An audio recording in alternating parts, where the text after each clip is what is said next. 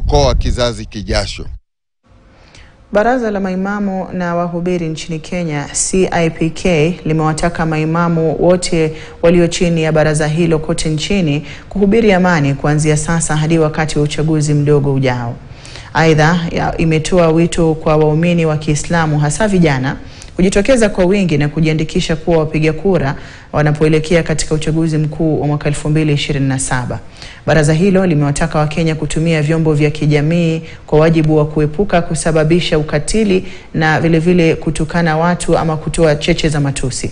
Wito huo unakuja siku chache tu baada ya Tanzania na ambalo ni taifa jirani kuwa na uchaguzi mkuu na kushuhudia machafuko. Kwa kisingizio cha freedom of speech, haiwezekani iwapo tumekatazwa na dini heshima ya mtu isiharibiwe.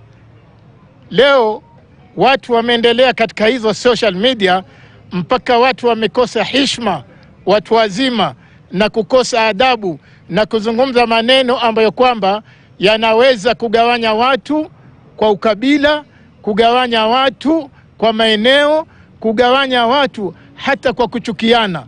Siku zote viongozi wa dini lazima wawe one step ahead kwenye masala ya amani na masala ya kuhakikisha kwamba nchi yetu kusitokee jambo lolote ambalo litaharibu amani. Hiyo ndio most important. Dini yetu imetufunza kwanza baina amani na rights. Kitu ya kwanza unaangalia amani.